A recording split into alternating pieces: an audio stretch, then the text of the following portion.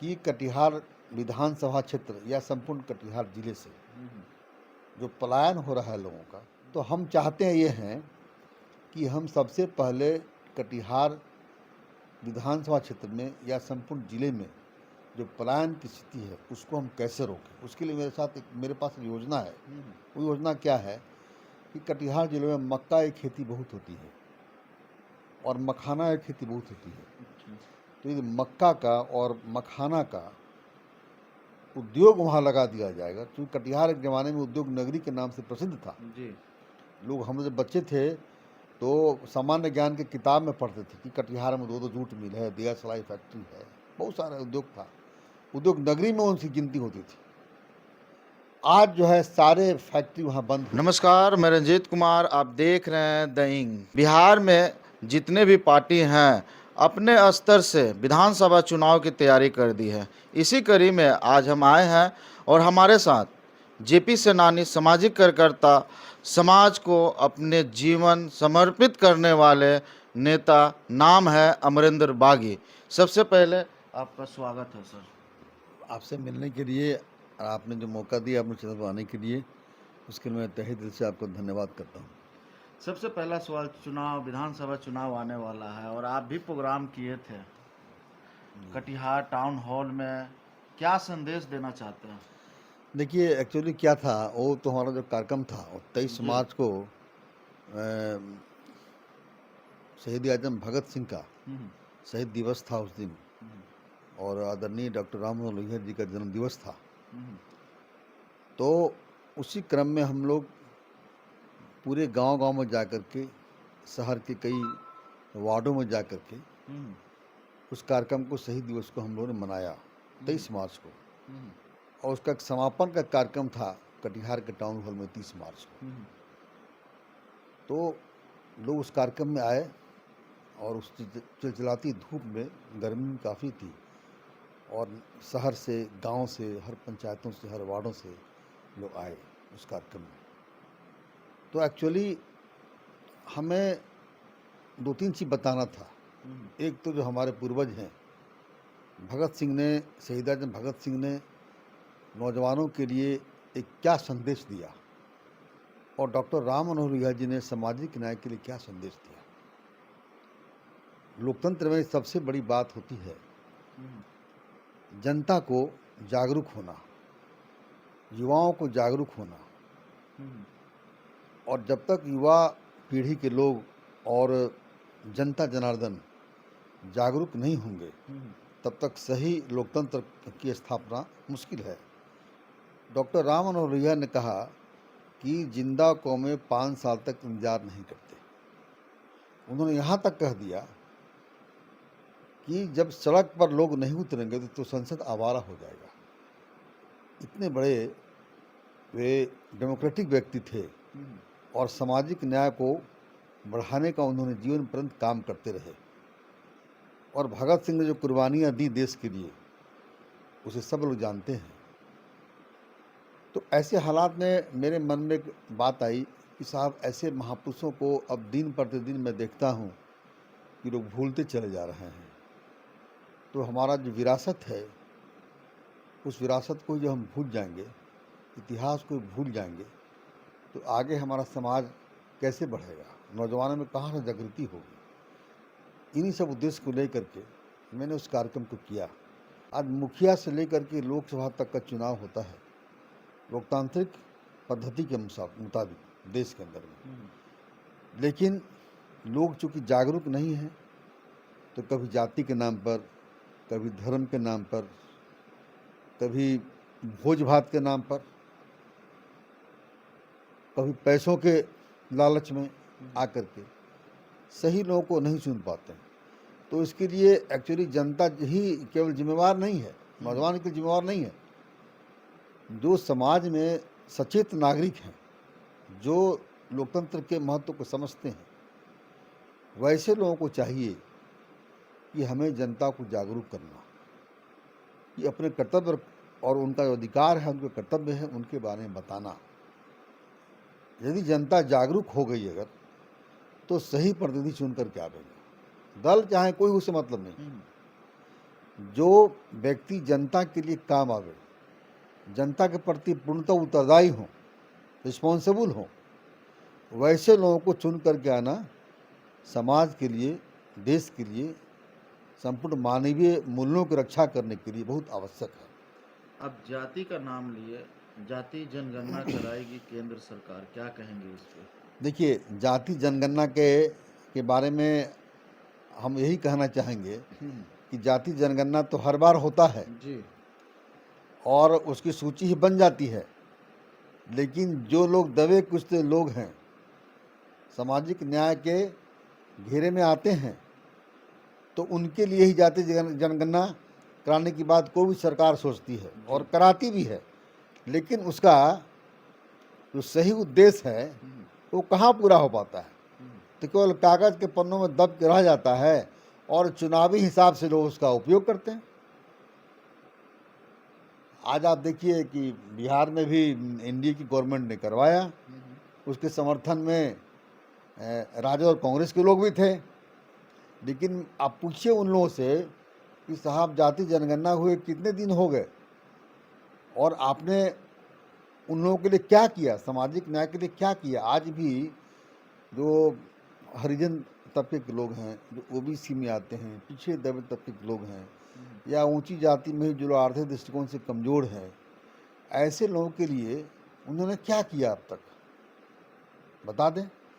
तो केवल जाति जनगणना का उद्देश्य एकमात्र रह गया है अभी जो वर्तमान स्थिति में, कि हमें कैसे सत्ता में आ जाना है, जाति को दिखा करके और उसको आपस में तोड़ फोड़ करके हम उसको घेरे में ले आवें और चुनाव में वोट के लिए उनको हम खड़ा कर दें। तो जो सही उद्देश्य है, आज आप गांव में जाएंगे, अगर क्योंकि मैं गांव घूम रहा हूं और पिछले जो मेरा राजनीतिक जीवन का इतिहास रहा है, तो मैं गांव में ही ज़्यादा समय अपना गुजारा हूं सामाजिक न्याय को मजबूत करने के लिए। वो चाहे बौद्ध ज्ञान आंदोलन हो या किसी प्रकार का आंदोलन हो, तो हमारा जीवन रहा है 74 के आंदोलन से लेकर अब तक ज़्यादा हमने अपने जीवन को सामाजिक और राजनीतिक बदलाव के लिए लगाया है। और आज भी उसी कार्यक्रम में हम लगे हुए हैं। और आज जो मैं क्षेत्र में घूमता हूँ तो देखता हूँ क्या कि जो सामाजिक न्याय के घेरे में लोग हैं, उनके बच्चों को पैर में चप्पल नहीं है, गरीबों को तन ढकने के लिए कपड़े की दिक्कत है, शिक्षा का दिक्कत है। स्कूल तो बहुत खुल गए हैं, सरकार ने बहुत शिक्षक भी बहाल किए हैं, लेकिन जब गांव में अब आप घूमेंगे तो पता चलेगा आपको कि कोई बच्चा अब पढ़ने नहीं जा रहा, पढ़ने जाता भी अगर है तो बस 11-12 बजे तक जो खिचड़ी खाया और फिर घर चला आया। तो क्यों ऐसा है कि लोगों में अवेयरनेस की कमी है। और सरकार को जो काम करना है, सरकार आके क्यों लोग सुनते हैं कि भाई हमारे यहाँ लोकतंत्र में जो जनप्रतिनिधि हैं उनको जनता अपने बदले भेजती है पंचायतों में, जिला परिषदों में, नगर निगमों में, विधानसभा में, लोकसभा में। तो उनका परम दायित्व तो बनता है कि हम समाज की सेवा कैसे करें, देश की सेवा कैसे करें, कैसे हम उत्थान करें गरीबों का। लेकिन आज कोसों दूर है, आप गांव में चले जाएं तो आज उनका जो सही विकास होना चाहिए जी स्वास्थ्य के विषय में, शिक्षा के विषय में, आज हमारे कटिहार में देखिए कि कोई बीमार पड़ता है तो या तो सिलीगुड़ी जाता है या पटना जाता है, बीच में ही मरीज मर गया। अब पटना भी जब आता है, सिलीगुड़ी जाता है, तो वहाँ भी उसकी इलाज सही दृष्टिकोण से नहीं हो पाता। कटिहार विधानसभा क्षेत्र से यदि जनता आपको चाहेगी इस बार, कौन से ऐसे मुद्दे लेके आएंगे चुनाव में आप? देखिए, सबसे बड़ी बात तो ये है कि जनता की इच्छा होगी तभी मैं चुनाव में लड़ूंगा, जी क्योंकि जनता ही सर्वोपरि है लोकतंत्र में। चाहे दल जो भी हो, जो भी दल को आप देख रहे हैं, उन सब का दारोमदार उस जनता पर ही होती है। ये अलग बात है कि जनता उन नेताओं के बहकावे में, गुमराह करने में आ जाते हैं और जनता का शोषण बड़े पैमाने पर होती है। और जनता को जो आप देख रहे हैं कि बेबसी और लाचारी जी के जीवन में वो लोग जी रहे हैं, स्थिति में जी रहे हैं, मजबूरी में क्या करेंगे, तो विकल्प लोगों को मिलता नहीं है। यदि जनता ने विकल्प खोज लिया, क्योंकि विकल्प है, ऐसा नहीं विकल्प नहीं है, जी विकल्प है समाज में, लेकिन जनता चूंकि जागरूक नहीं है, उनको जागरूक करने की ज़रूरत है, तो विकल्प जनता ढूंढ लेगी। चर्चा तो है कि इस बार आप चुनाव लड़ेंगे, नहीं ठीक है, पहले आपने लेकिन पूछा है पार्टी कि तय नहीं नहीं, है। आपने पहले जी, पूछा है अभी कि आपका क्या मतलब मुद्दा क्या होगा, जी तो पर इसको बता दें हम आपको। जी जी। मेरा मुद्दा यही होगा, सबसे प्राथमिकता हमारी यही है कि कटिहार विधानसभा क्षेत्र या संपूर्ण कटिहार जिले से जो पलायन हो रहा है लोगों का, लोग बाहर जा रहे हैं कमाने के लिए, 10,000 20,000 की नौकरी करने जा रहे हैं और उनका शारीरिक शोषण, आर्थिक शोषण, दुबले पतले होकर चले जाते हैं। साल में एक बार होली में, छठ में, दशहरा में किसी प्रकार आते हैं, तो 10-20 हज़ार रुपये में दिल्ली, बम्बे, पंजाब, गुजरात में क्या हो सकता है। तो हम चाहते हैं ये हैं कि हम सबसे पहले कटिहार विधानसभा क्षेत्र में या संपूर्ण जिले में जो पलायन की स्थिति है उसको हम कैसे रोकें। उसके लिए मेरे पास एक योजना है। वो योजना क्या है कि कटिहार जिले में मक्का की खेती बहुत होती है और मखाना की खेती बहुत होती है। तो ये मक्का का और मखाना का उद्योग वहाँ लगा दिया जाएगा, क्योंकि कटिहार एक ज़माने में उद्योग नगरी के नाम से प्रसिद्ध था। जी लोग, हम जब बच्चे थे तो सामान्य ज्ञान की किताब में पढ़ते थे कि कटिहार में 2-2 जूट मिल है, दिया सलाई फैक्ट्री है, बहुत सारा उद्योग था। उद्योग नगरी में उनकी गिनती होती थी। आज जो है सारे फैक्ट्री वहाँ बंद हो गए। उस बंद करने में सभी राजनेताओं का ही, जो सत्ता में रहें या विपक्ष में रहें, उन्हीं की भूमिका है। तो मैं चाहता हूं कि मेरा सबसे पहला काम ये होगा, यदि जनता ने मुझे चुन दिया, जनता ने अपना उम्मीदवार बना लिया और मैं चुनाव जीत गया, तो सबसे मेरा पहला प्राथमिकता होगा कि कटिहार जिले में और खास कर कटिहार विधानसभा क्षेत्र में मक्का की और मखाना की कम से कम 4-5 फैक्ट्रियाँ उस विधानसभा में लगा रहे हैं, ताकि जो वहाँ के यहाँ के लोग जो दिल्ली, बॉम्बे, गुजरात, हरियाणा और पंजाब जाते हैं कमाने के लिए, उनको वहाँ नहीं जाना पड़े और 20,000 से कम 40,000 की नौकरी उनको यहाँ मिले। ताकि अगर यहाँ मिलता अगर है तो दिल्ली, बॉम्बे में जो 20,000 रुपये मिलता उनको है, उससे ज़्यादा अच्छा कि अपने घर में रह के काम करेंगे, बच्चों के साथ रहेंगे, परिवार के साथ रहेंगे, अपने बच्चों को अच्छे से शिक्षा दीक्षा देंगे, स्वास्थ्य की व्यवस्था अच्छी करेंगे। तो ये सब कार्यक्रम हम पलायन के मुद्दे पर, मेरा ये सबसे पहली प्राथमिकता है। दूसरी प्राथमिकता हमारी ये है कि शिक्षित होना बहुत ज़रूरी है। शिक्षा में आमूल से परिवर्तन हम कैसे लावें, उसकी व्यवस्था हम करेंगे कि गांव-गांव में जा कर के, पंचायतों में जा कर के, नगर निगमों में जा कर के लोगों को अवेयर करेंगे, सरकार से लड़ाई लड़ेंगे और ऐसी शिक्षा की व्यवस्था होगी कि जो एक हम लोग बोलते थे, नारा देते थे, डॉक्टर लोहिया जी कहते थे कि राष्ट्रपति का बेटा हो या भंगी की संतान, सभी शिक्षा एक समान। ऐसी व्यवस्था हम कायम करेंगे।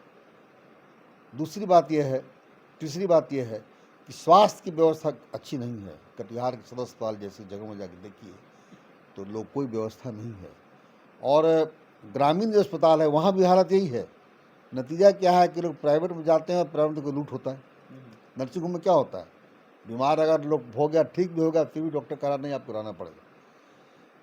तो हम अपनी व्यवस्था को दुरुस्त करेंगे। हमें बड़ा लकीर खींचेंगे हम, हमें विरोध किसी से नहीं है। तो हम अपना काम करेंगे कि लोगों की शिक्षा, स्वास्थ्य और पलायन, रोजगार, इसकी व्यवस्था दुरुस्त हो सके। उसके बाद जनता को इतना अवेयर करेंगे, जागरूक करेंगे। जैसे कि वकील हो तो वकील के पास में क्यों जाते हैं, तो वकील कानून को जानकार कानून का है। तो हम हर जनता को गांव-गांव जा कर के, घर-घर जा कर के जनता को बताएंगे कि संविधान ने आपको क्या अधिकार दिए हैं, क्या कर्तव्य दिए हैं, क्या मौलिक अधिकार है। तो ये जनता अगर जान जाएगी, संवैधानिक रूप में जनता अगर मजबूत अवेयर हो गई, जागरूक हो गई, तो उसको न कोई नेता ठगेगा, न प्रशासन के लोग ठगेंगे, कोई नहीं ठगेगा। एक वकील की तरह हर व्यक्ति जागरूक हो जाएगा और जब जागरूक हो गया आदमी तो उसे कोई ठग नहीं सकता है। तो ये काम हम घर घर जाए, ये भी हमारे बहुत दिनों से सोच है कि इस काम को हम करेंगे। कानून व्यवस्था की बात तो स्वतः ठीक हो जाएगी। जब जनता जागरूक हो जाएगी तो लड़ाई नहीं होगा, क्राइम नहीं होगा, रोजगार मिलेगा तो नहीं होगा क्राइम, शिक्षा अच्छी मिलेगी तो लोग शिक्षित हो जाएंगे और इसके अलावा लोग जागरूक हो संवैधानिक दृष्टिकोण से, तो अपराध खत्म हो जाएगा। तो इस प्रकार से हम बड़े लेवल पे चर्चा हो रही है कि इस बार आप चुनाव लड़ेंगे, जनता चाह रही है, लेकिन पार्टी तय नहीं है, क्या कहेंगे आप? देखिए, लोकतंत्र में मैंने पहले ही बताया है आपको कि सबसे बड़ी पार्टी, सबसे बड़ी अदालत जनता की अदालत होती है, और जनता के बीच हम जा रहे हैं। ये नहीं कहने जा रहे हैं कि हमको चुनाव लड़ना है, मैं जनता को ये कहने जा रहा हूँ कि आप जागरूक हों, और जब तक आप जागरूक नहीं होंगे तब तक सही जनप्रतिनिधि चुन के नहीं आएगा। वैसे हालात में अगर जनता तय कर देगी मुझे अपना उम्मीदवार, अगर, क्योंकि राजनीतिक दल तो केवल टिकट देते हैं और दिग्भ्रमित करते हैं लोगों को, जनता अगर अवेयर हो जाएगी तो मतदाता हमारे तो जनता है, तो जनता की इच्छा होगी अगर, तो मैं चुनाव लड़ूंगा। प्रशांत किशोर भी इस बार के चुनाव में आए हैं और त्रिकोणीय बना रहे हैं, क्या कहेंगे इस पर? देखिए, जहाँ तक प्रशांत किशोर जी की बात है, तो प्रशांत किशोर जी को इस देश में सब लोग जानते हैं। कभी वो नरेंद्र मोदी जी के रणनीतिकार हुआ करते थे, चुनाव रणनीतिकार हुआ करते थे, कभी नीतीश जी के हुआ करते थे। आज वो इन सब दल से हट करके जनता के बीच काम कर रहे हैं। तो कोई भी व्यक्ति इस हिंदुस्तान का अगर जनता के सोच को समझने के लिए गांव-गांव घूम रहा है, जनता को जागरूक करने के लिए घूम रहा है, तो हमें ऐसे उनसे क्या आपत्ति होगी? प्रशांत जी अपने कार्यक्रम में लगे हुए हैं। प्रशांत जी की तरह तरह हर व्यक्ति को रखना चाहिए, दल से उठ के रखना चाहिए, कि जब जनता को जागरूक करने का अधिकार हर व्यक्ति को है, तो प्रशांत जी जो अपना कार्यक्रम शुरुआत किए थे, तो उस वक्त उन्होंने कहा था कि मैं कोई पार्टी नहीं बनाने जा रहा हूँ, मैं जनता के बीच जा रहा हूँ, जनता को अवेयर करूँगा, जनता को जागरूक करने का काम कर रहे हैं। तो जनता का जागरूक करने के लिए वो जब लगे हुए हैं, फिर 2 अक्टूबर को उन्होंने पार्टी ही बनाया, तो उनसे मेरा क्या विरोध रहेगा? बल्कि हम ऐसे सभी लोगों को धन्यवाद देते हैं कि जो लोग तन मन धन से जनता के बीच जाके काम कर रहे हैं, जनता को जगा रहे हैं। वैसे प्रशांत किशोर जी की तरह अगर देश में 100 लोग हैं, 1000 लोग हैं इस प्रकार काम में लगे हुए हैं, तो बड़ी अच्छी बात है। अब जहाँ तक चुनावी दल का बात है, तो उनकी पार्टी है, वो उसके बारे में जानते हैं। अंतिम सवाल है, विधानसभा चुनाव बहुत नज़दीक है, कटिहार में इस बार चुनाव का रुझान क्या होगा कटिहार विधानसभा क्षेत्र में? देखिए, कटिहार विधानसभा क्षेत्र में जो मैं जो समझ पा रहा हूँ अभी जी, कि सत्ता पक्ष और विपक्ष दोनों से लोग खफा हैं, क्योंकि सत्ता पक्ष का भी जो सत्ता पक्ष के जो जनप्रतिनिधि हैं, या जो विपक्ष के जनप्रतिनिधि भी हैं, रहे हैं, तो दुर्भाग्य इस बात का है कि आज सत्ता हो या विपक्ष हो, सभी लोग उसी छात्र आंदोलन, जेपी आंदोलन से आए हैं लोग, और सब लोगों ने यही शपथ लिया था कि हमें लोकतंत्र को मजबूत करने के लिए जयप्रकाश जी के नेतृत्व में, लोकनायक के नेतृत्व में हम लोग की व्यवस्था बदलने की लड़ाई लड़नी चाहिए। और संयोग ऐसा रहा तो सौभाग्य मान लीजिए कि वैसे हमारे सभी पुराने साथी, वरिष्ठ साथी आज सत्ता में भी हैं, विपक्ष में भी हैं, लेकिन मुझे लगता है कि आज की स्थिति 74 से ज़्यादा बद से बदतर है। बदलाव का समय आ गया है, परिवर्तन का समय आ गया है, जनता को परिवर्तन करना चाहिए। क्या लगता है आपको कि इस बार भी कटिहार में हिंदू मुस्लिम जाति धर्म के नाम पे लोग वोट करेंगे या अच्छे प्रत्याशी को चुनकर विधानसभा भेजेंगे? मुझे ऐसा नहीं लगता है कि कटिहार की जनता जाति धर्म संप्रदाय के नाम पर वोट करेगी। मुझे तो पूर्ण विश्वास है कि जनता अब धीरे धीरे जागरूक हो रही है और चुनाव आते आते पूर्णतः जागरूक हो जाएगी, और जो अच्छे लोग होंगे उनको चुन के विधानसभा भेजेंगे। देखिए, हमारे साथ कटिहार विधानसभा क्षेत्र के नेता अमरिंदर बागी जी थे और बहुत सारी बात इनसे हुई। इस बार चुनाव लड़ेंगे, जनता के बीच रहने वाले हैं, कदम से कदम मिलाकर जनता का साथ देते हैं। कोई ऐसा समय हो, कभी भी हो, आप इनको ढूंढ सकते हैं। आपको क्या कुछ लग रहा है? क्या कटिहार में इस बार परिवर्तन का माहौल है? कमेंट में ज़रूर बताएं और वीडियो को ज़्यादा से ज़्यादा शेयर करें। धन्यवाद।